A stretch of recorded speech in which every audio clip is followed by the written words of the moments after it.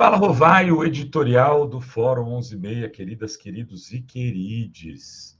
Pois é, dia 8 de fevereiro de 2023, um mês do terror em Brasília. Um mês em que Brasília viveu os seus piores dias da história democrática. Mesmo na ditadura, Brasília não viveu nada parecido. Seus prédios do Palácio do Planalto, o prédio do Congresso, os prédios do Congresso, o prédio do Supremo, foram atacados por bárbaros terroristas, golpistas, bolsonaristas. E a democracia ficou em risco. Mas as coisas mudaram. E eu acho que no balanço de contas desse primeiro mês, a gente tem o que comemorar.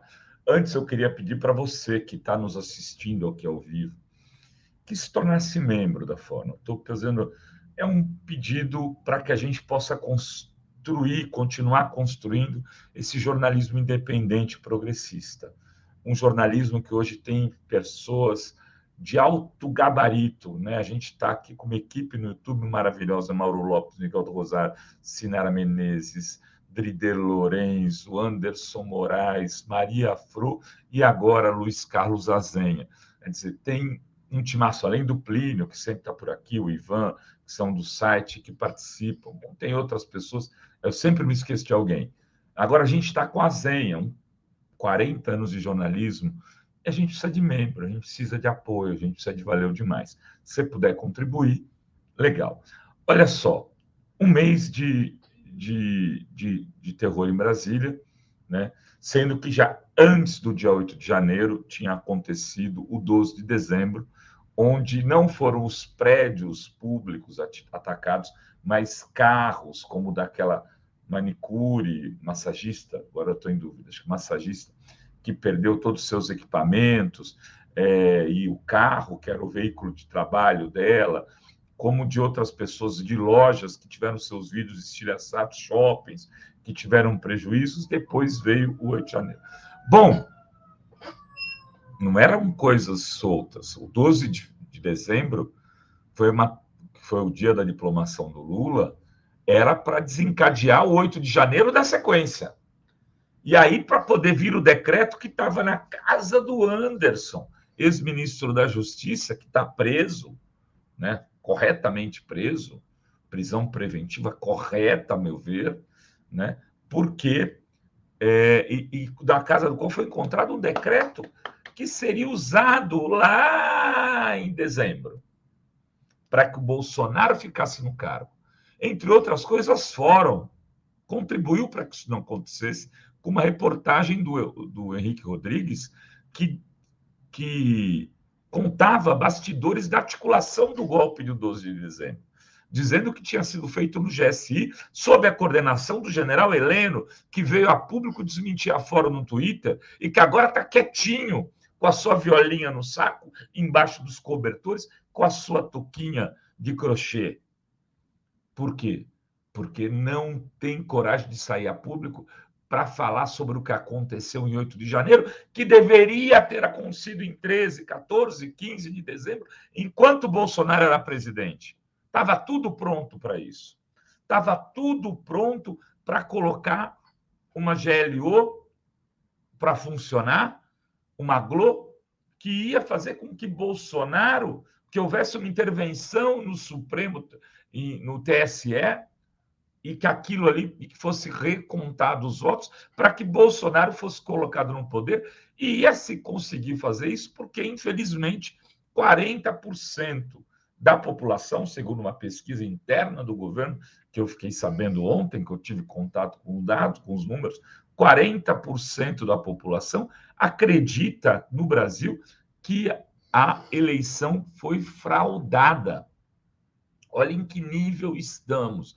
40 ou 35, agora eu não sei se 40 ainda votaram em Bolsonaro e 35, acredito, ou ao contrário. De qualquer maneira, absurdo. Muita gente no Brasil acredita que a eleição foi roubada.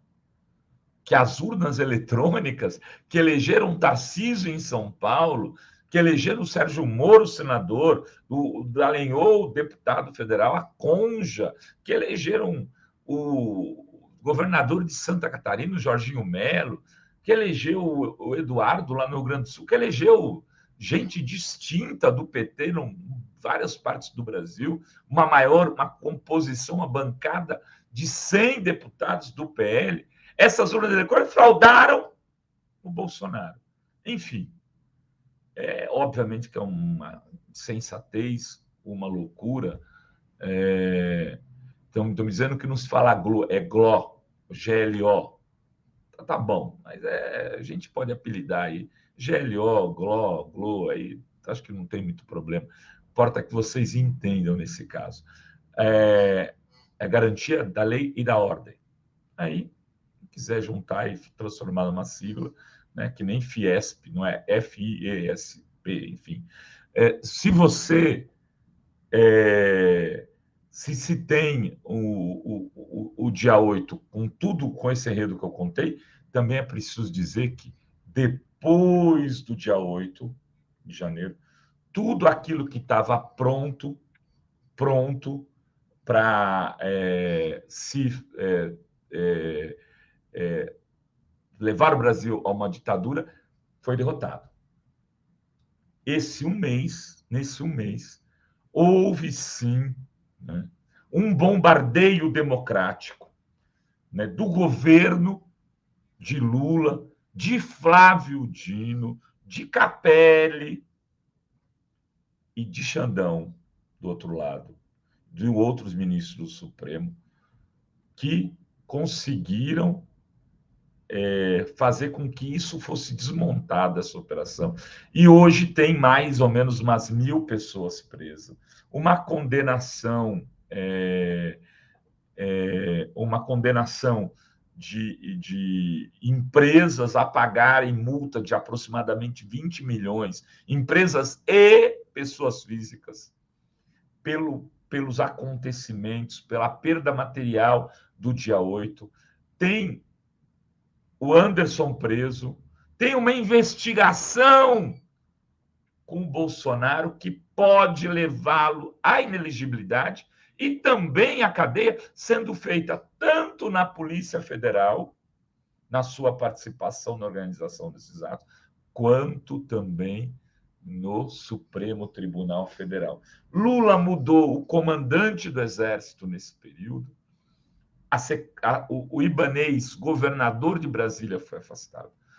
Tem, sim, o que se comemorar no dia 8 de fevereiro de 2023, um mês, né, que se celebra um mês do trágico, do fatídico, a fatídica tentativa de golpe, que eu chamo de golpe, porque eles tomaram o Palácio, eles tomaram o Supremo, eles tomaram o Congresso, mas eles foram derrotados pelo Lulão lá de Araraquara e pelo Xandão aqui no Supremo, mas principalmente o Lula nesse caso específico.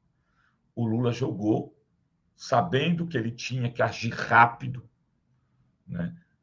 Teve gente que pediu para que ele fizesse uma GLO, uma insensatez. Eu apurei que Flávio Dino foi radicalmente contra. Vamos fazer aqui a verdade histórica.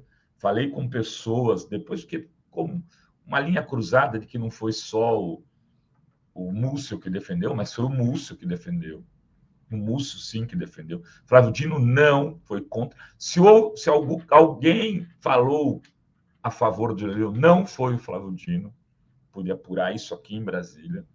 Então, a intervenção feita, inclusive, em Brasília, deveria ser o Flávio Dino interventor, não o Capelli. Mas aí o Dino, como constitucionalista, verificou que ele colocaria em risco o mandato dele de senador.